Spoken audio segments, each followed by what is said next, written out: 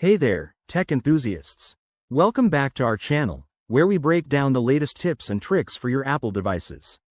Today, we're diving into something that's been a hot topic: how to change your Apple ID username in 2025. Whether you're rebranding your online presence or just want a fresh start, this guide will walk you through it step by step. It's quicker than you might think, and I'll make sure it's super straightforward. First things first, why change your Apple ID username? It's usually tied to your email, and updating it can help with privacy or if you're switching accounts. But remember, Apple has some restrictions, so you might need to verify your identity. Make sure you're on the latest iOS or macOS update for 2025 to avoid any hiccups. Let's get started. Step 1. Grab your iPhone, iPad, or Mac and open the Settings app. If you're on a Mac, head to System Preferences and click on your Apple ID at the top right. Once you're in, tap on your name or the Apple ID section. This is where all your account details live. Step 2.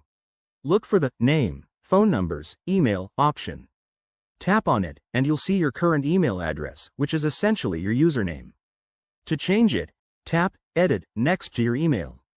Apple might prompt you to enter your password or use Face ID for security. Go ahead and do that. Step 3. Enter your new email address. Make sure it's one you own and can access, as Apple will send a verification code to that email. Once you submit, check your inbox for the verification email and follow the instructions to confirm the change. If everything goes smoothly, your new username should be updated across all your Apple services like iCloud, App Store, and more. But here's a tip. If you run into errors, double-check that your new email isn't already in use or linked to another Apple ID. It might take a few minutes for the changes to fully sync.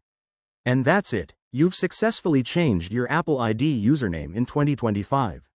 If you found this helpful, give this video a thumbs up, subscribe for more tech tutorials, and drop a comment below if you have any questions. Thanks for watching, and see you in the next one.